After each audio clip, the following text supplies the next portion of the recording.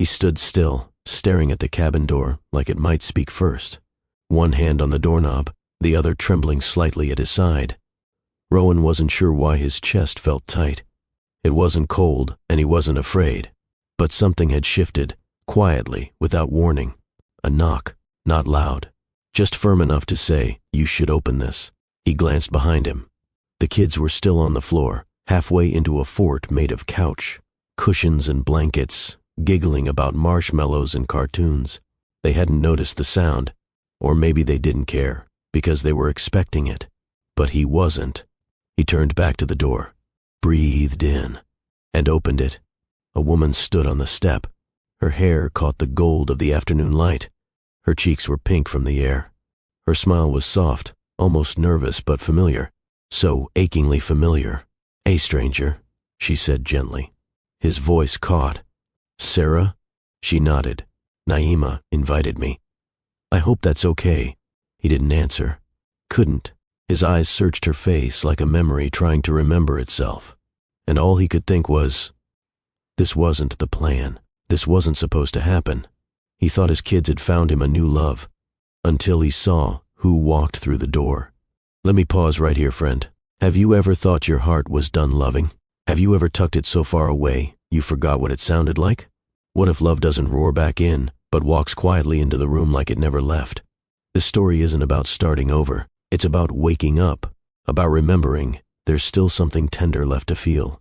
If you believe in second chances, if your heart needs a little hope today, click that like button, subscribe to Mr. Ross Story Trail, and share this video with someone who might need a reminder. Love doesn't vanish. Sometimes it just waits for the right moment to knock. Rowan stepped back without thinking, holding the door open as Sarah crossed the threshold. Her boots made soft thuds on the worn wooden floor. The scent of pine and firewood clung to the air between them. He hadn't seen her in over a decade, maybe longer. Not since they were just kids themselves, long before life had carved deep lines into his face and pressed grief into his shoulders like bricks. Sarah smiled down at the blanket fort and waved. Mira peeked out and grinned. "Are you our cousin?" she asked with innocent eyes. Sarah laughed gently. Not quite that laugh. He remembered it now. Somewhere, buried beneath the weight of everything he'd tried to forget, it lived in the corner of an old memory. Her laugh, kind, a little breathy, like she wasn't sure she was allowed to be happy. Naima. Of course. This had her fingerprints all over it. He could already hear her voice.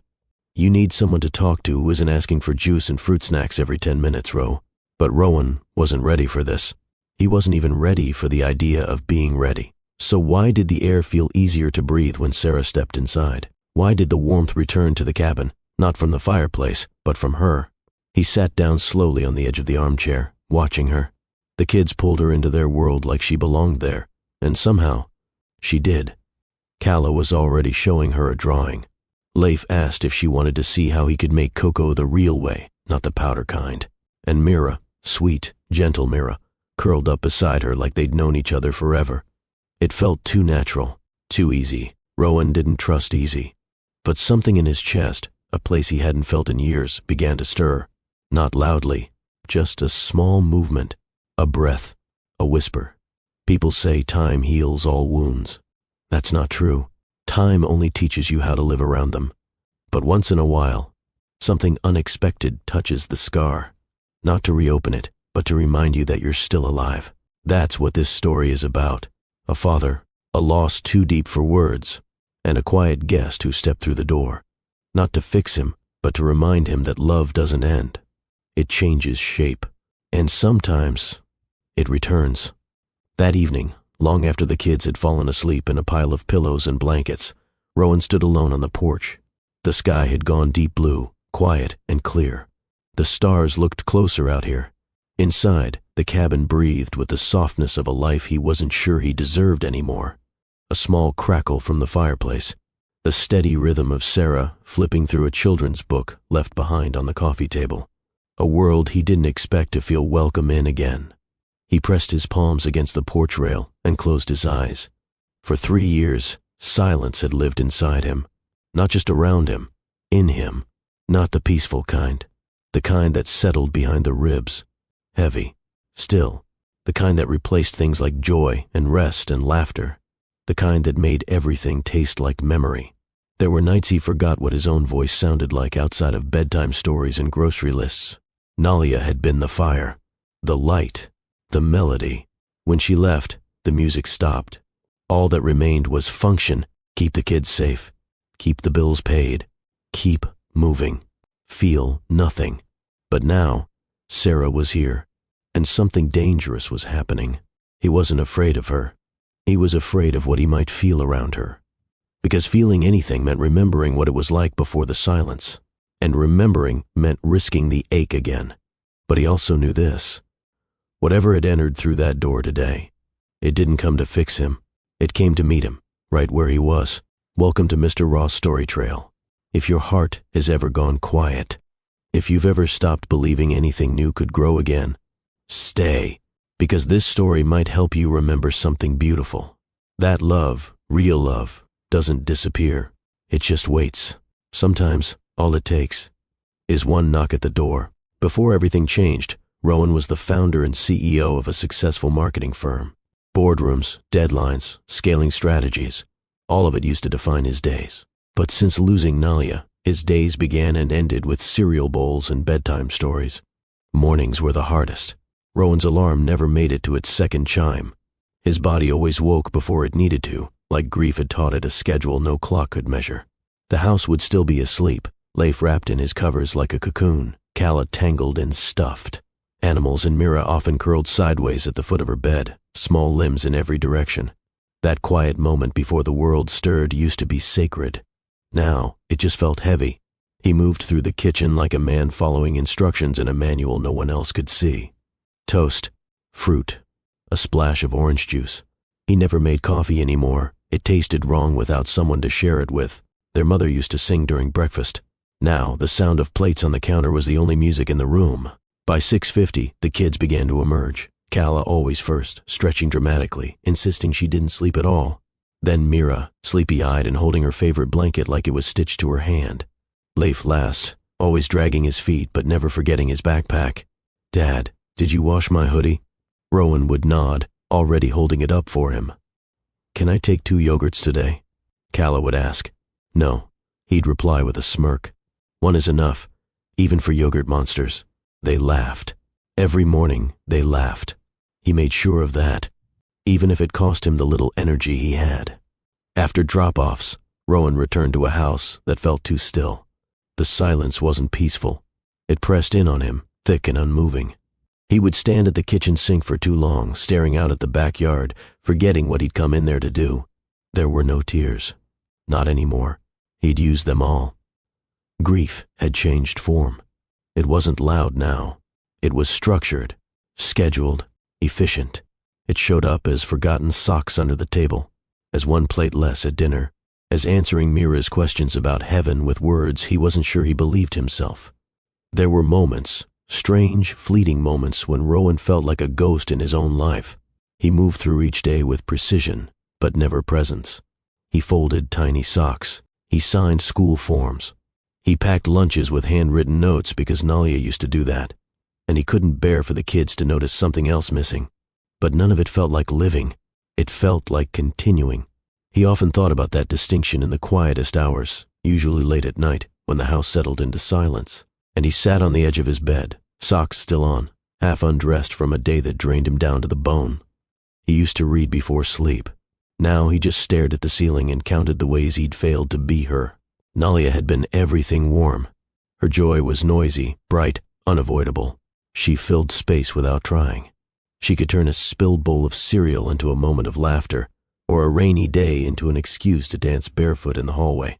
Rowan couldn't. He was not her. He never tried to be. But in her absence he tried to hold the shape of her, like a man trying to carry light with his hands. He never brought it up with the kids, but sometimes they would ask things in passing that shattered him. "Dad, do you remember how Mom used to braid my hair with those sparkly clips? Do you think Mom still hears us when we laugh?" He would nod, smile gently, and offer a soft of course. And then later, in the solitude of dishes or laundry, he'd repeat those words to himself until they sounded true. The kids never saw him cry. Not once. That wasn't pride. It was protection. He needed them to feel safe. And to feel safe, they needed to believe that he was okay. So Rowan became something solid, predictable, calm. They had enough chaos when they lost her. He would not be another storm. If Rowan was stillness, his children were everything but. Leif, the eldest at 10, had inherited Nalia's curiosity. He was the kind of boy who asked why until the answers ran out. He didn't talk just to talk. When he spoke, it was to understand the world. One time he stared out the window during breakfast and asked, "If someone's heart breaks, can it grow back stronger?" Rowan had blinked. "What do you mean?" Leif shrugged. "I just think yours must be strong now, because it's been broken a lot." It took everything in Rowan not to leave the room. Calla, age 9, was fire wrapped in glitter. She moved through life like it was a stage and she was the star. Never cruel, never. Arrogant, just full of ideas and feelings that couldn't stay inside her small body. She wrote songs about their dog, performed monologues in the mirror, and had a new best friend every week. Calla was the one who sensed when Rowan's silences got longer than usual. "You need a hug," she'd say out of nowhere. Arms thrown around him before he could answer. He never said no. Then there was Mira. Mira was only 7, but somehow she carried an understanding beyond her years. She didn't speak as much as the others, but she watched. She noticed. She picked up on the things her siblings missed, like when Rowan stood too long in the hallway looking at a photo, or when his smile didn't quite reach his eyes. She'd crawl into his lap during movie nights and lay her head against his chest. "You're not empty," she said once, out of nowhere. He froze. "What? You feel full," she whispered. "Like warm soup."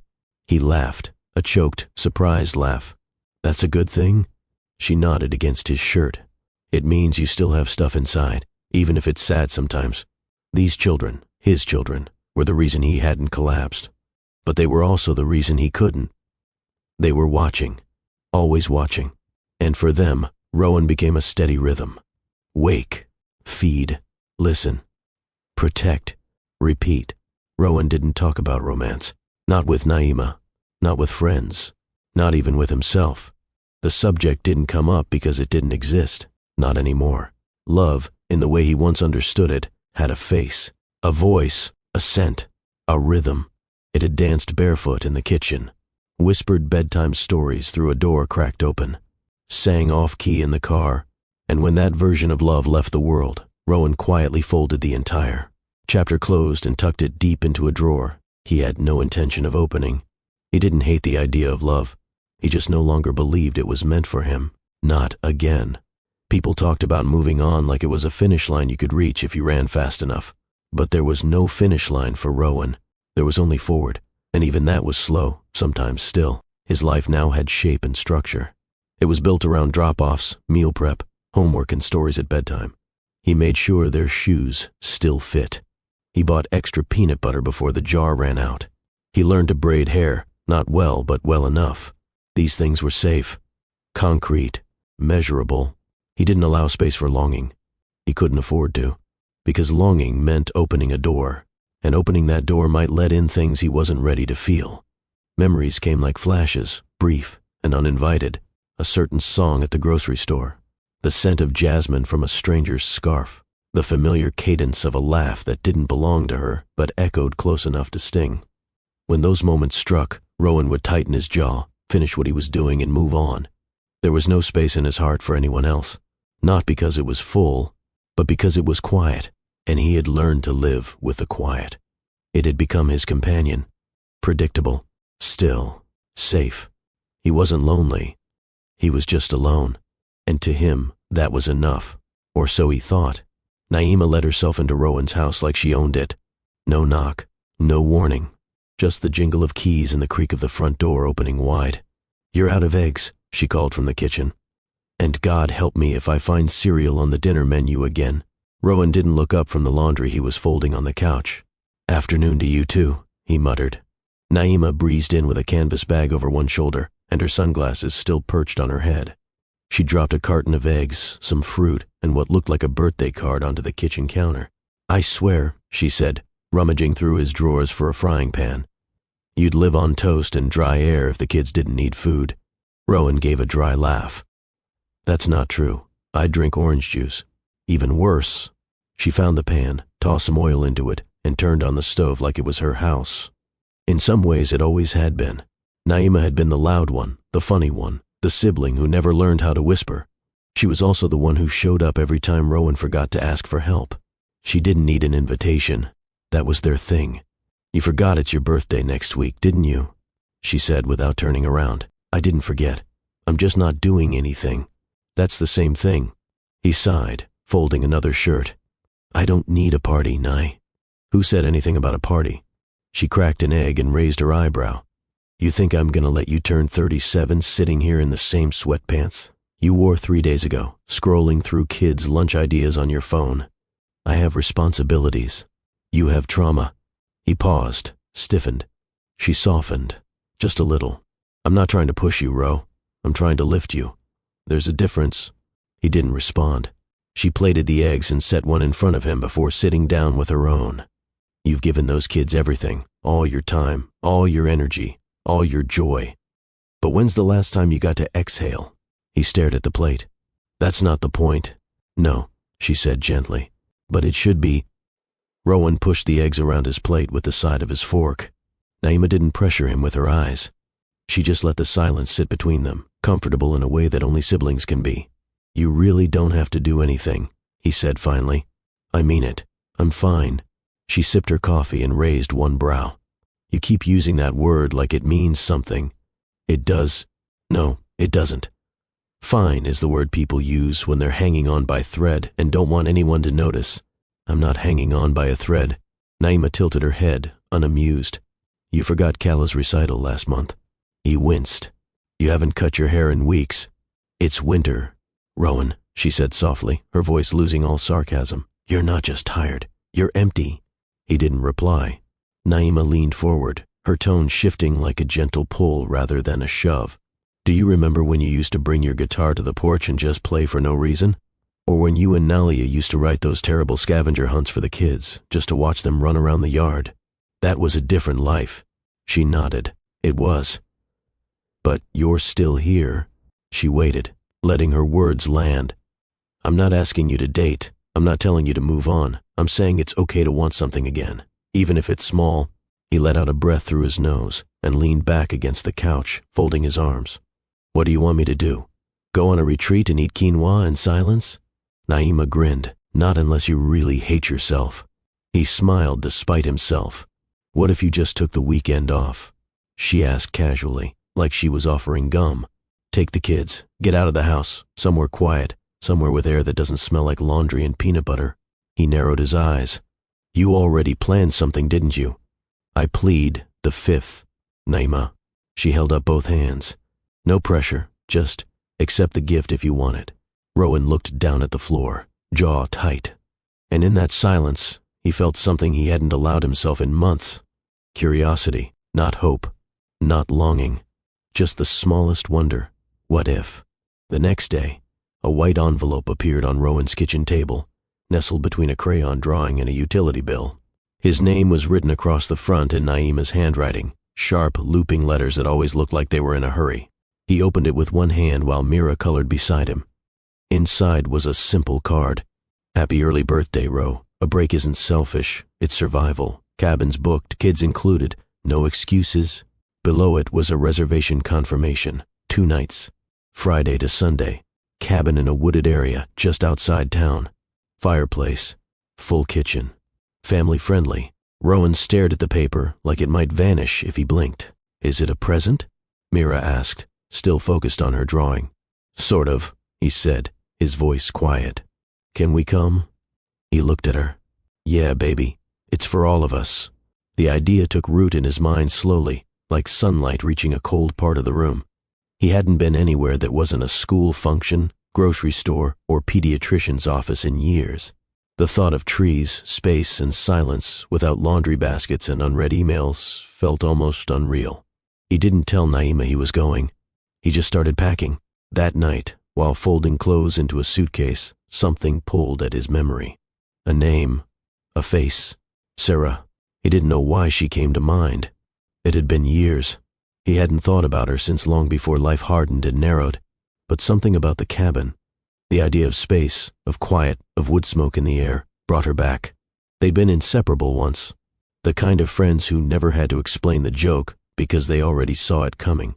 Summers full of bike rides and sunburned shoulders. Afternoons by the creek skipping stones, making promises they were too young to keep.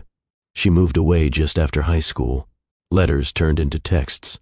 Texts turned into silence. Life did what it always does. It made them strangers. Still, Rowan remembered the way she used to look at him when she thought he wasn't paying attention, like she already knew something he didn't. He shook the thought away. That was then. This was now. And now was about the kids. Only the kids. The morning they left, the sky was pale and quiet, as if holding its breath. Rowan loaded bags into the trunk while the kids danced around the driveway, in puffy jackets, laughing about snacks and who got window seats. Mira insisted on bringing her stuffed fox. Leif had packed a comic book longer than most novels. Calla wore a glittery scarf that didn't match anything, but claimed it was for mountain energy. Rowan smiled without meaning to. It felt good, strange but good. Naima pulled up just before they left. She leaned against her car, arms crossed, watching him like a mother hawk. "You actually packed," she said, smirking. "You bribed me with silence and trees." I folded. "I call it gentle manipulation. Remind me to return the favor someday. Just don't let them eat nothing but marshmallows." He nodded. "I'll keep 'em alive." She stepped forward, suddenly serious. "Hey, thank you for saying yes." He shrugged. "I don't really feel like I had a choice." "You didn't, but still, thank you." Naima reached into her coat pocket and handed him something small, folded paper, worn at the corners. "What's this?" "Just a reminder." He opened it. Inside, in her handwriting, were 6 words. "You're still allowed to feel joy." He looked up at her, caught off guard. "You're the only CEO I know who can close a 6-figure deal in a hoodie while folding laundry," Naima snorted. "I swear you need a life outside of spreadsheets and sock matching." She reached out and squeezed his shoulder. "Don't flinch when it comes, okay? You've earned every second." He gave her a tight smile and pocketed the note. The kids piled into the car, still bickering about snacks. Rowan took the driver's seat, exhaled slowly, and turned the key. As they pulled away from the curb, Naima waved, her face calm, but her eyes held something else. Not just hope, knowledge. Because what Rowan didn't know, what she hadn't told him, was that someone else would be joining them at the cabin. Someone who remembered the boy he used to be. Someone who once laughed with him under the same kind of sky. Naima watched the car disappear down the street. And softly, to no one at all, she said, "Bring him back." The trees greeted them like sentries. Tall, unmoving, still as statues. Their trunks reached high into the pale morning sky, branches swaying softly above like they were exchanging secrets with the wind. The driveway was narrow, winding, blanketed in gold and rust-colored leaves that crunched gently beneath the tires as Rowan drove in. When the cabin came into view, Mira gasped. It looked like it had grown there, tucked between the pines as though the forest itself had shaped it. Wooden and dark honey in color, the cabin had a front porch lined with split logs, a bench swing hanging lazily from thick rope, and a chimney already whispering faint trails of smoke into the sky. Leif was the first to bolt from the car. "Shotgun bed pick." Calla screamed in protest and chased him up the steps, her scarf flying behind her. Mira stayed beside Rowan, looking up at the trees with wide, round eyes. "It smells like the sky here." He smiled down at her. "It kind of does." Inside, the cabin felt like memory. Not his, necessarily, but someone's. The floors were smooth and warm beneath their shoes. The living room was small but open, with 2 couches, a rug shaped like a bear, and a stone fireplace at the far wall that popped and crackled like it was welcoming them in. The kitchen was cozy, filled with the scent of cinnamon and old wood. A kettle sat on the stove like it had been waiting. There were children's books on a shelf in the corner, and a faded checkerboard carved into the side of the dining table. "Can we sleep in the loft?" Leif called out from upstairs. Rowan answered with a laugh. "Check for spiders first." The sound of running feet, shrieks, and thumps filled the space. Rowan let it wash over him. It was a joyful kind of noise, the kind that didn't need fixing or managing. It was just life. He stood in the doorway for a moment, letting his bag slip to the floor. No emails, no school calls, no dishes, no grief whispering from the corners of every room. Just air, just trees, just his kids, laughing under the same roof. And for a moment that caught him off guard, he didn't feel weighed down. He just felt here. That first afternoon unfolded like a deep breath. Rowan didn't rush anything. He didn't check the time. He didn't make a list. He simply let the day stretch out the way it wanted to, without controlling its shape. The kids explored every corner of the cabin like it was treasure. Mira found a tiny journal in a drawer and immediately claimed it as her secret writing book. Calla discovered a stack of board games and began planning a tournament schedule, complete with hand-drawn trophies. Leif took charge of the firewood and proudly declared himself the firekeeper, even though Rowan had already lit the hearth. Rowan sat on the porch as the sun began to drift lower in the sky. The swing creaked softly under his weight. A mug of tea warmed his hands. The wind moved through the trees with a sound that wasn't loud, but steady, like a conversation you couldn't quite hear. He looked out at the forest, trying not to think about anything in particular. But thoughts still came. He wondered if Nalia would have liked this place. He imagined her wrapped in a blanket, hot drink in hand, her feet tucked under her, on the couch while she pretended to read and secretly listened to the kids play. He missed her laugh. Not just the sound of it, but the way it made him feel lighter just by existing. But today, the weight wasn't crushing. It was just there, present, bearable. He leaned his head back and closed his eyes. The door opened behind him. "Dad, do we have chocolate?" Calla asked, already halfway through a pack of graham crackers. "I brought some, and marshmallows." Rowan cracked one eye open. "You mean did Aunt Naima sneak you an entire sugar stash?" Calla grinned. "I'll check the bags again." The door closed. He smiled, barely, and let the swing move again. The warmth of the day, the laughter of the kids, the hush of the trees, everything folded into itself, soft and still. That's when he heard it. A knock, not rushed, not loud, just steady. 3 soft taps. Rowan opened his eyes and turned toward the sound. The front door. Rowan didn't move at first. He wasn't expecting anyone. Not out here. Not now. The knock repeated. 3 quiet taps again. Steady, patient. He stood slowly, his hand brushing against the edge of the porch rail as he stepped back into the house. The cabin suddenly felt different, like the air had changed. Not heavier, not colder, just awake. He reached the front door, heart tapping faster than he wanted it to. Pulled it open, and there she was. At first, his eyes didn't believe what they saw. They recognized her, but as a shape, not a person, like a memory trying to become real. Sarah. She stood on the steps, bundled in a gray coat, her cheeks pink from the wind, curls falling over her shoulders like they had never left him. Her eyes searched his face with something careful. Not shy, exactly, but hesitant, like she knew she was walking into a moment too big to hold in her hands. "Hey, stranger," she said, voice soft but steady. Rowan blinked. The word barely left his mouth. "Sarah." She smiled, a slow, uncertain curve of the lips. "Naima invited me. I hope that's okay."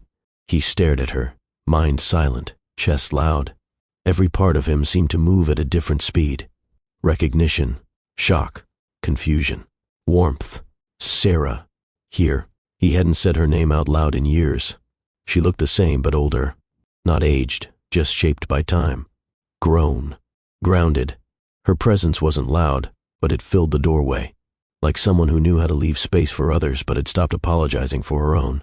Rowan opened the door wider without a word. The kids came running before he could speak. Calla stopped short beside him, wide-eyed. "Is she our cousin?" Mira peeked out from behind a wall, her mouth in a perfect O. Leif stepped forward with all the seriousness of an elder sibling. "Are you staying here?" Sarah laughed, a light sound that loosened something in Rowan's chest. "Not a cousin," she said gently. "Just a very old friend." Rowan finally found his voice. "Come in." She stepped through the doorway, and everything inside the cabin shifted, subtle but certain. Something had arrived. Or maybe something had returned. Dinner was simple: grilled cheese sandwiches, tomato soup, and sliced apples. Calla insisted on setting the table. Mira folded napkins into shapes that didn't hold, and Leif tried to supervise the soup pot like it was a science project. Sarah moved through the kitchen like she'd been there before, not in a way that overstepped, just familiar, like someone who understood how to exist without crowding the room. She helped Calla carry plates, crouched down to tie Mira's slipper when it came loose, and asked Leif if he wanted to help season the soup. He looked at her like she'd just handed him a badge of honor. Rowan said little. He watched. Something about it felt too easy, too natural. He'd spent 3 years mastering every minute of his kids' routines. He knew which spoon Mira preferred, which cup Leif wouldn't use if it wasn't, to blue, and how to slice Calla's apples so the skin didn't look weird. Watching someone else move through their world with such ease made something shift in him, an ache he hadn't prepared for. They ate together around the wooden table, steam rising from their bowls, laughter bouncing off the walls. At one point, Mira leaned into Sarah's arm and whispered, "You make it feel like Mom's still watching." Rowan's breath caught. He looked at Mira. Then, at Sarah. Sarah didn't flinch. She touched the girl's hair gently and said, "She probably is." After dinner, they played a game of Uno in front of the fireplace. The kids piled onto the rug, Mira using Sarah's knee as a pillow. Rowan sat back, arms folded, letting it all unfold. He hadn't laughed like this in months, maybe longer. At one point, Leif accused Calla of hiding cards in her socks. Calla declared herself offended in all 50 states. Mira made up new rules halfway through the game, and no one stopped her. And Sarah laughed like she remembered how. When the kids finally went to bed, exhausted and sugar high from the marshmallows, Naima definitely didn't pack. Rowan stood by the fire, tossing another log in. Sarah joined him on the couch, wrapping a blanket around her legs. "It's beautiful here," she said. "Yeah, they're good kids. They save me," he admitted, eyes on the flame. Every day, she didn't fill the silence that followed. She just let it exist. And in that silence, Rowan finally looked at her, fully, without blinking. "You really didn't tell me you were coming?" "No. I didn't want to give you time to say no." He nodded slowly. Naima, she agreed, smiling into her cup. The fire cracked again. Outside, the trees moved in the wind. Inside, something else shifted. He wasn't ready. But he wasn't backing away either. Not yet. The next morning started with the sound of pancakes sizzling. Rowan rubbed sleep from his eyes as he stepped into the kitchen, still in a t-shirt and flannel pants. The scent of butter and something sweet hung in the air. Sarah was standing at the stove, Mira perched on a stool beside her, stirring batter in slow, deliberate circles. "I told her not to wake you," Sarah said with a smile, "but I was overruled by a very persistent sous chef." Mira beamed. "We're making pancakes that look like animals." Rowan leaned against the doorframe. "Any success?" "They mostly look like blobs," Mira said proudly. "Blobs with personality," Sarah added. Calla wandered in next, her curls wild and her hoodie on backward. "Can mine be a giraffe?" "That's advanced level," Sarah said, flipping one with an expert wrist. "But we can try." Rowan offered to help, but Sarah waved him off. "Sit. Drink something hot. You're off duty." He didn't argue. He poured himself coffee and sat at the table, watching the kitchen come alive. Leif entered last, never in a hurry. He greeted Sarah with a nod, then paused by the counter, eyeing the chocolate chips. Sarah handed him the bag. "You're on topping duty." He nodded again, but this time there was a hint of a smile behind it. After breakfast, they layered up and headed outside. The forest behind the cabin opened into a gentle slope, blanketed in leaves. There were fallen logs to climb, tree stumps to sit on, and enough open space to run until their lungs gave out. Calla wanted to build a leaf fort. Sarah helped Mira collect forest treasures, twigs, acorns, oddly shaped rocks. Leif found a long stick and declared it a wizard's staff, then spent half an hour explaining, a game he invented on the spot that required complicated rules and no actual point. Rowan followed at a distance, hands in his jacket pockets. He didn't hover, just watched. He watched the way Sarah tied Mira's scarf when it came loose. The way she listened, really listened, when Leif explained the mechanics of his made-up game. The way Calla leaned into her during quiet moments without saying a word. She didn't perform. She didn't force anything. She simply made space. And somehow, the kids just filled it. That afternoon, Rowan and Sarah sat on the porch while the kids napped, and a mountain of blankets and cartoons played softly from inside. The sunlight filtered through the trees in long beams, dust drifting lazily in the air. Rowan broke the silence. They really like you. Sarah glanced toward the screen door, where Mira's tiny socked foot stuck out from under a blanket. They're easy to like. He didn't say anything else. He didn't need to. There was something strange blooming inside his chest, something he wasn't sure he could name. Not yet, but it scared him a little. After lunch, the living room transformed into a fortress of blankets, couch cushions, and half-folded quilts. Calla took charge of architecture, Mira handled decoration, and Leif, who had initially protested. The idea ended up engineering a defense wall made of chairs and hardcover books. Sarah didn't just watch, she joined in. She crawled through tunnels on her elbows. She let Mira paint her face with blush from Calla's glitter set. At one point, she dramatically collapsed after Leif declared a dragon invasion, and all three kids threw themselves over her in heroic defense. Rowan stood in the hallway, watching the chaos, arms crossed. He should have stepped in, maybe taken over the referee role. But he didn't. He couldn't, because for the first time in so long, their laughter wasn't something he had to hold up. It existed on its own, alive, light, free. He went into the kitchen to make cocoa, the real kind, as Leif insisted, with milk, vanilla, and melted chocolate stirred in by hand. He was reaching into the cabinet when he heard it. Laughter. His name. Dad. You have to come see. He turned and walked back toward the living room, and then stopped. Sarah had put on one of the kids' costume capes, bright blue with a lightning bolt, and was spinning in slow circles while Mira declared her queen of the fort. Leif was laughing so hard he nearly fell off the pillow pile, and Rowan, he laughed too. The sound escaped him before he could stop it. A full, real laugh that bent him slightly at the waist and forced him to cover his mouth with one hand. It felt good, too good. He froze. His smile faltered. It was like something cracked open, and the light that came through also brought the shadow behind it. He stood up straighter and stepped back. Sarah noticed. She didn't say anything, but her eyes followed him as he returned to the kitchen. He stirred the cocoa a little too fast. His jaw clenched, because that laughter, his laughter, felt like a betrayal. It wasn't that he believed Joy was wrong. It just felt like it didn't belong to him anymore. Not without her. Not without Nalia. And yet, it had come, without permission, without warning. That scared him more than anything. The house had gone quiet. The kind of quiet that only came after full, messy, joyful exhaustion. All three kids had collapsed in the loft under a fortress of pillows and blankets. Mira was already asleep when Rowan carried her up. Calla made it halfway through brushing her teeth before lying down with the toothbrush still in hand. Leif said he wasn't tired, then fell asleep mid-sentence. Rowan made one last round through the house, turning off lights, checking doors. He paused at the fireplace where the last bits of flame glowed orange beneath a cradle of logs. It felt like the heart of the cabin. Sarah was still on the couch, legs tucked under a blanket, sipping something warm. "You're not tired?" he asked. "I will be," she said. But not yet.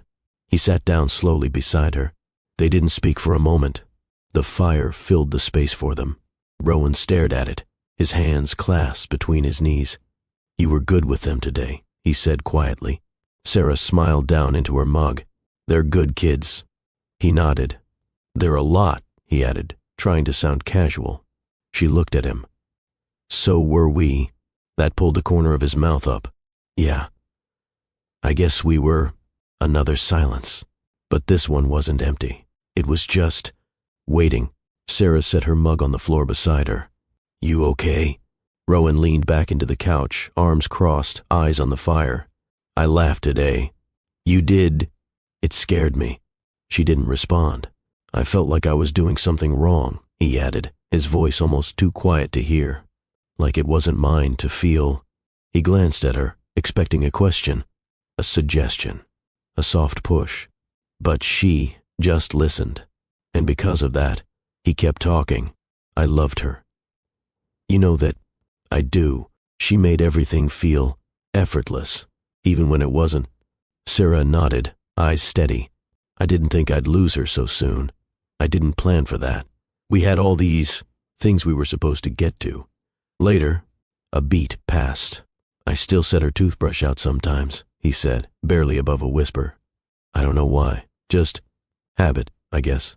Sarah reached for the blanket between them and adjusted it gently over his knee.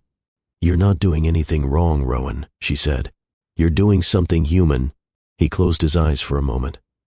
"I didn't want anyone else," he admitted. "I'm not asking to replace her," she said softly. "I know. I couldn't. I wouldn't." Another long pause. Rowan opened his eyes, turned to look at her fully. "I don't even know what this is," he said. "You being here. Me. Letting you be here." Sarah didn't move. "You don't have to know," she said. "And you don't have to feel everything." She reached out slowly, resting her hand on his. "Just something." That word hit like breath after holding it too long. Rowan didn't pull away. He didn't move forward either. He just stayed, hand against hand, firelight painting both their faces in quiet gold. The fire was mostly embers now, soft and low, the glow flickering across the floor in waves. Neither of them spoke. There wasn't much left to say. They just sat like that, still wrapped in the same blanket, their hands resting together between them, fingers not intertwined, but touching. Sarah tilted her head back, resting it against the cushion. Her voice came out barely above a whisper. "You know what I think?" Rowan glanced at her. "What?" "You never stopped loving her. You just didn't know if it was allowed to feel anything else." He turned back toward the fire, throat thick. "She would have wanted you to laugh again," she added. "To feel warmth, even if it scared you." His voice broke a little. "I don't know if I can." Sarah didn't respond immediately. When she did, it wasn't with an answer. "You don't have to decide tonight." They sat in silence a while longer. The quiet wasn't awkward, it was respectful, a shared understanding between two people who didn't need to rush anything. Outside, the trees swayed in the wind, their branches brushing softly against the cabin. Inside, the world had gotten smaller, simpler. Just Rowan. Just Sarah. Just a fire winding down between them. He didn't know what would happen next. He didn't know what this meant. But he knew how it felt. It didn't hurt. And maybe, for now, that was enough. Let me pause here and ask you something, friend. Have you ever met someone who reminded your heart how to feel again? Not someone who fixed you, just someone who helped you remember that you could still feel anything at all? If you have, share that story in the comments. We read every single one. Because the truth is, you're not alone. Not in your grief. Not in your healing. And certainly not in your hope. This story continues. But take a moment now to like this video and subscribe to Mr. Ross Story Trail for more stories that walk with your heart, not just your eyes. That night, Rowan stayed on the couch long after Sarah had gone to bed. He wasn't restless. He wasn't stuck in the past. He was just still. But for the first time in a very long time, the stillness didn't feel like silence. It felt like the start of something soft, something small, something real. He closed his eyes and let it stay. The fireplace had faded to its final flickers by the time Rowan rose from the couch. He didn't turn on a light. The cabin held a softness now, the kind of silence that didn't feel empty, just restful. As he passed the loft, he could hear the quiet shifting of his children in sleep, Mira's soft breathing, the faint sound of Calla murmuring to herself in a dream, Leif's gentle snore. He moved toward the hallway slowly. The floor creaked once beneath his steps. He paused. Sarah's door was cracked open. Not wide, not inviting, but not closed either. He hesitated in the dark. Every part of him told him to go back, to leave the moment alone before it became something it wasn't ready to be. But something else, quiet and not afraid, told him to stay. He raised his hand and tapped lightly on the doorframe. Sarah's voice came softly from inside. "Can't sleep either?" He stepped in.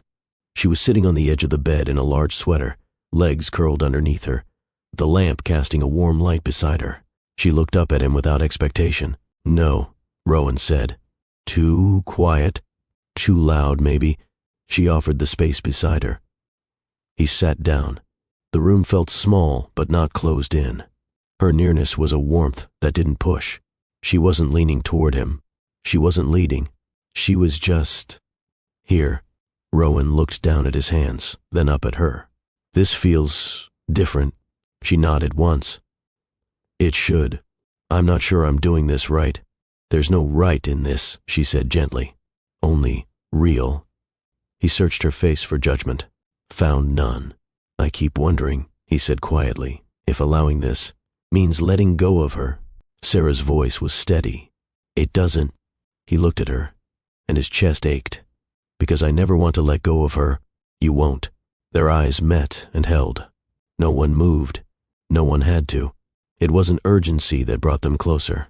It was permission. Rowan leaned in slowly, watching her for any sign to stop. There wasn't one. Their lips met, soft, unhurried. It didn't feel like fire. It felt like breathing. Rowan didn't rush. Every movement felt like a question. Every breath a kind of answer. His lips touched hers again, barely, and then again, like he was relearning how to ask for comfort without words. There was no urgency, no pressure, just stillness wrapped in warmth. Sarah responded with equal gentleness, her hand resting lightly over his heart.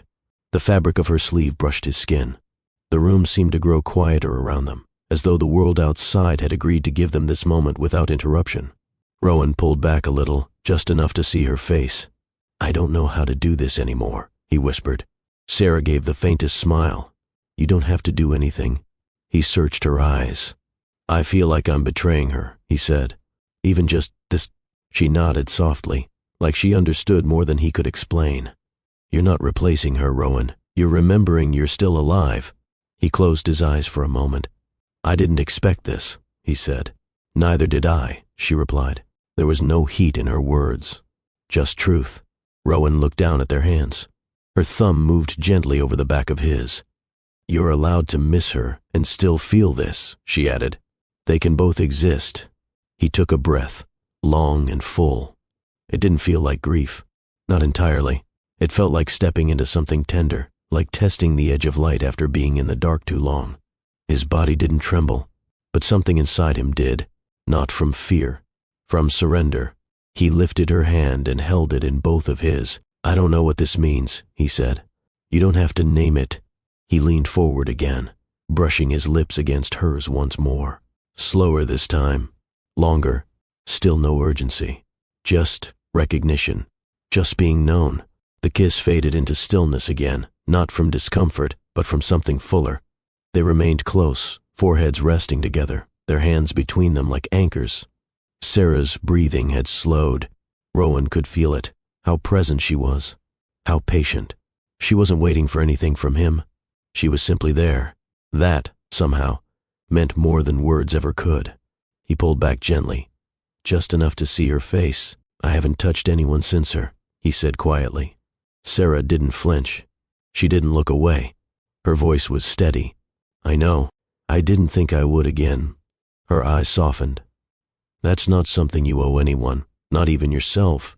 Rowan blinked once, as if those words had cleared a window he didn't know was fogged. I've carried so much silence, he said, almost to himself. She nodded. You don't have to fill it. You just have to stop letting it bury you. He took a breath and leaned into her shoulder. She welcomed him there without hesitation. They sat like that, silent, steady, for what felt like hours. He didn't know what time it was. He didn't care. For the first time in so long, the quiet wasn't echoing. It wasn't empty. It was shared. It was enough. At some point, Sarah pulled the blanket higher, and they laid back. Together, shoulder to shoulder, not tangled, not rushed, just near. Their hands remained linked. Rowan stared up at the low ceiling and whispered, Do you ever wonder if the people we lose get to see us finding our way back? Sarah's voice came softly beside him. I hope they do. He nodded, eyes heavy, the warmth of her presence steady against his side. He didn't need more than this. Not tonight, not anymore. The morning light spilled in soft and gold across the wooden floor. It was Calla who spotted them first. She tiptoed out of the loft to look for Juice and stopped mid-step when she saw her dad, fast asleep on the couch, fully clothed, blanket pulled over him. Beside him, curled gently under the same cover, was Sarah. Calla's eyes widened. She turned, silent as a cat, and darted back upstairs. Seconds later, all three kids came bounding into the living room like it was Christmas. Are you guys married now? Calla asked, grinning. Rowan stirred, groaning slightly as he sat up. What time is it? Early, Leif said. But this is important. Mira crouched beside Sarah, poking her shoulder. Are you gonna live with us? Sarah blinked awake slowly. When she saw the three eager faces hovering over her, she smiled through the blur of sleep. Good morning to you too. Rowan ran a hand down his face. Guys, we were just asking, Calla said, hands on her hips. It's not a crime. Rowan looked over at Sarah, who was laughing quietly now, pulling the blanket around her shoulders as she sat up. Let's all slow down, she said kindly. Leif shrugged. We just think you should stay for breakfast. That's all. Yeah, Mira agreed. We like when it smells good in the morning. Rowan looked at Sarah, his eyes tired but soft. You okay with that? He asked. She nodded, then stood. Only if I get to be in charge of pancake shapes again. The kids cheered. While the kitchen buzzed with clanging pans and syrup negotiations, Rowan stepped onto the porch. He needed the quiet for just a minute. The cold air met his skin, but didn't bite. The trees swayed like they always did, calm, steady, alive. He thought about the night before, not with fear, not even with guilt, just awe. What had happened wasn't something he planned. It was something he allowed, and maybe something he needed. Let me ask you this, friend. Do you believe love can be gentle? Not loud, not wild, but soft, steady, kind. Have you ever found comfort in someone's presence without needing answers or labels? If so, drop a heart in the comments. Let someone else scrolling know that tenderness still matters. Here on Mr. Ross Story Trail, we tell stories that don't scream for attention. Stories that whisper to the parts of you that haven't stopped hoping. He had once chased titles, led teams, built something admired from the outside. But what really mattered were the small moments, the ones money couldn't buy. Rowan stayed on the porch a little longer, his arms folded, his breath visible in the cold. Inside, he heard Sarah laugh again. And this time, he didn't feel like he was stealing something. He felt like he was being given a reason to keep going. The morning light moved through the cabin windows like a slow yawn. It touched everything gently, the wooden floors, the edges of the table, the thin steam rising from mugs left too long. But most of all, it warmed the two figures curled on the couch.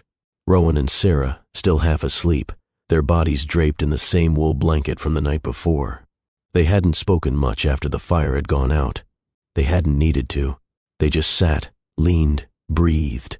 Now, in the soft haze of early morning, Rowan stirred first. He blinked once, twice. Sarah was beside him, still asleep, one hand tucked beneath her cheek, her breath steady. For a few seconds, he didn't move, didn't want to break the spell. It wasn't about romance or drama. It was peace, the kind of peace that only shows up when you stop chasing it. But then, the sound of tiny feet on wooden stairs. A whisper, "Go, you go first." "No, you." "Leif, just do it." And then, chaos. All three kids burst into the room like they were being launched from a cannon. "Good morning," Calla shouted with glee. Mira clapped. "We found you." Sarah sat up fast, startled, blinking at the sudden burst of noise. Rowan rubbed his eyes and groaned. "What time is it?" "Too late for secrets." Calla grinned. Leif folded his arms with mock seriousness. "We have questions." Rowan groaned again. "Of course you do." Calla pointed. "Are you guys boyfriend and girlfriend now?" Mira jumped in. "Did you kiss?" Leif didn't smile, but his eyes were lit with amusement. "Is she moving in?"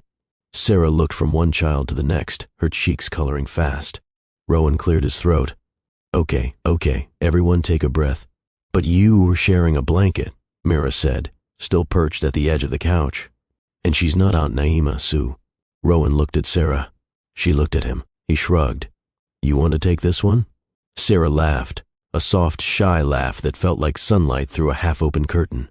"Well," she said, brushing her hair behind her ear, "your dad and I are just getting reacquainted." "What does that mean?" Mira tilted her head. Leif rolled his eyes. "It means they like each other." "Oh," Calla said dramatically, spinning in a circle. "Are we gonna have a wedding?" "Okay," Rowan interrupted, standing. "Let's all redirect our morning energy." He reached down to ruffle Calla's hair. "How about breakfast?" Mira jumped up. "Can Sarah stay?" Rowan looked at her again. This time, his eyes were steady. "Clear. She can stay," he said. "If she wants to." Sarah nodded, the smile still soft on her lips. "I'd love to." The kids didn't cheer. They just grinned, like it was already decided. Sarah followed the kids into the kitchen, still wrapped in the blanket like a makeshift cloak. Calla was already pulling open drawers and shouting pancake preferences. Mira was trying to mix batter without measuring. Leif stood by the fridge like a supervisor with a clipboard. It was loud, disorganized, joyful, and she loved it. Rowan leaned against the doorframe and just watched. The way Sarah moved between them, offering gentle guidance, laughing at their ridiculous pancake combinations, joining in their playful chaos. It was like she'd always belonged here, not intruding, just sliding in, like a long missing puzzle piece that no one even realized was missing, until now. "Okay," Sarah said, pouring batter onto a hot skillet. "This one is shaped like a dinosaur, or maybe a moose. You decide." "It's a dino moose," Mira said proudly. Sarah raised an eyebrow. "That's not a real animal." "It is now," Leif muttered. Rowan walked over, brushing past her to reach for a cup. Their arms touched for just a moment. Nothing grand, nothing showy, just presence. And it grounded him. "So," Sarah whispered as she flipped a pancake, "am I ruining your peaceful mountain retreat?" Rowan looked over at her. The corners of his mouth curved. "Not exactly." The kids argued over syrup brands. Mira accidentally spilled flour on the floor and Leif used it to draw a mustache on Calla. Sarah handled it all like a pro, smiling, firm, calm. Later, they all squeezed around the small wooden table. Sunlight spilled across their mismatched plates. Mira stuffed a pancake in her mouth and asked, "Can we go hiking after breakfast?" Rowan raised an eyebrow. "Since when do you like hiking?" "Since today," she said, licking syrup from her finger. Sarah grinned. "I'm in, but only if someone promises to carry me halfway." "No way," Leif said with mock seriousness. "We're children. We're weak." Everyone laughed again, and for the first time in years, Rowan felt something easy. Not excitement, not escape, just ease.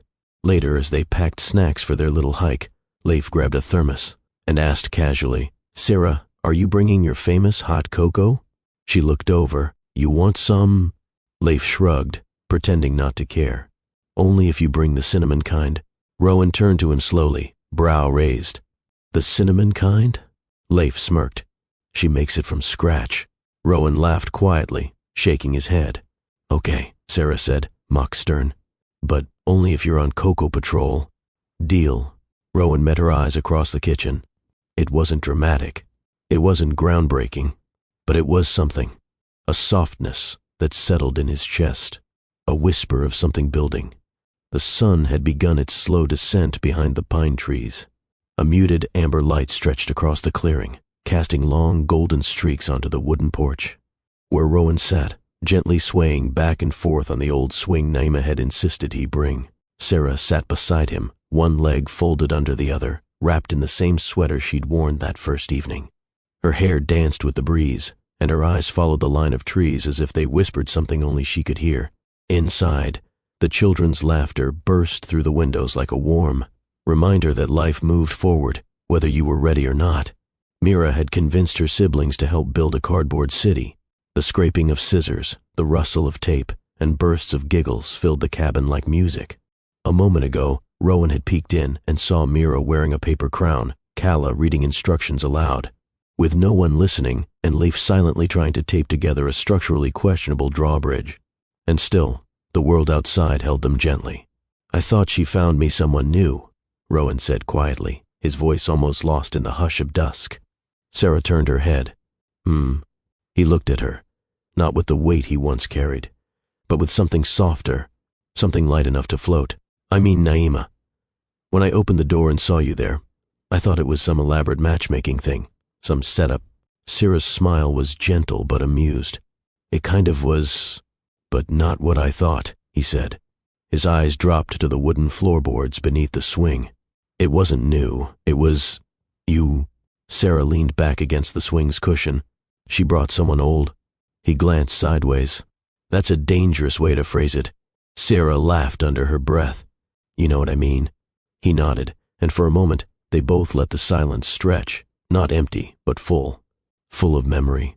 Full of moments you don't plan but somehow live inside you forever. Rowan shifted slightly, turning to face her better. "You know, for a long time, I thought moving forward meant betraying what I had.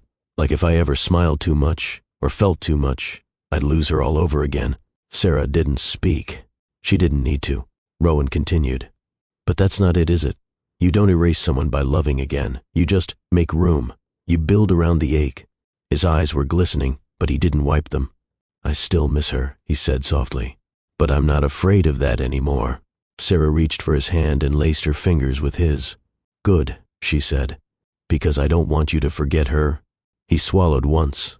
You're not afraid of that either? She looked him straight in the eye. I don't need to be her. I just want to be here. There it was. No grand declaration. No promises carved into stone. Just presence. Rowan exhaled slowly, as though something inside him had finally unclenched. Inside, Calla shouted, "This tower is leaning," followed by Mira. It's supposed to. It's modern architecture. Laughter again. Bright, unfiltered, familiar. Sarah tilted her head toward the sound. You've raised good people. Rowan smiled, small but proud. They're the best thing I've ever done. He looked at her again. And they like you. Sarah squeezed his hand. They like my cocoa. He laughed. It's not just the cocoa. She leaned her head against his shoulder, and for a while, they just watched the sky. Change color, orange giving way to indigo, the stars beginning to show up, one by one. What happens when we go back? She asked, voice low. Rowan took a breath. We try, slowly, kindly. We don't rush. We let the kids keep building their cardboard cities, and we find a way to build one of our own. Sarah looked up at him. Is this your poetic way of asking me to dinner? He chuckled. I think it's my way of asking if you want to be part of our everyday. She didn't answer right away. Instead, she kissed his knuckles, soft and sure. I already am. A beat passed. Then Rowan looked ahead, into the trees, the darkening sky, the path they'd taken to get here. And with a voice that was no longer burdened by hesitation or ache, he said, Thank God she did. Behind them, the porch light flicked on, casting a soft halo around their shoulders. Inside, the cardboard city was almost done. Outside, a man who thought he'd buried every chance of love was quietly building again. Rowan sat alone on the porch swing that night. The kids were asleep. Sarah was brushing her teeth inside, humming softly. The stars had settled above like quiet reminders of how much could exist in silence. He leaned back, arms stretched along the swing's backrest, and looked up at the dark sky. His voice, soft and private, broke the hush. I thought I was done loving. It wasn't a regret, not even a confession, just truth spoken into stillness. He let the words settle before continuing, as if he were speaking to the wind. Or maybe to Nalia.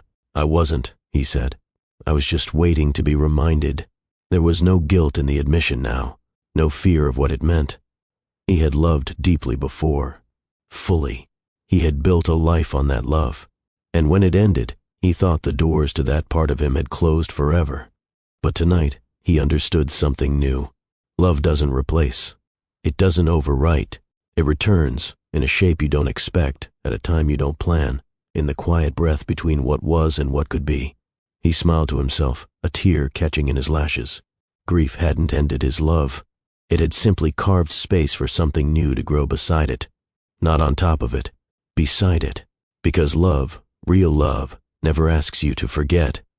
It asks only for room. Room to remember. Room to hope. Room to feel again, even if it starts as a whisper. Rowan stood and walked down the porch steps, hands in his pockets, the cool night brushing across his face. He looked back at the cabin. Through the window, he saw Sarah setting out the kids' school shoes for the morning, arranging them by size. She turned off a lamp, tucked a blanket around Mira's shoulders, checked that the door was locked. She didn't know he was watching, and that made the moment even more beautiful. Rowan inhaled deeply, then released the air in a long, steady breath. His heart felt fuller now, not just because of her, but because of all the pieces that had led him here. The sorrow, the fatigue, the memories, the laughter, the tiny fingers gripping his shirt in the night. And now, the quiet warmth of someone who asked for nothing but to be present. He looked into the camera of his own thoughts, as if speaking to someone who needed to hear this. Love doesn't always show up loudly. Sometimes it returns with a soft knock, and when you open the door, it feels like home. Dear listener, if this story moved something in you, if it made you think of someone or softened a space inside your chest, share it with someone whose heart might need it too. You never know who's waiting for that small reminder that they are not alone in what they feel. And if you're walking your own trail of healing, or simply drawn to stories that hold space for real emotion, don't forget to like, comment, and subscribe. Here on Mr. Ross Story Trail, every story is an open hand. Because sometimes, stories are the best way to heal. If you're grieving, or if you're alone, remember this: love doesn't leave. Sometimes it just finds a new way to come home.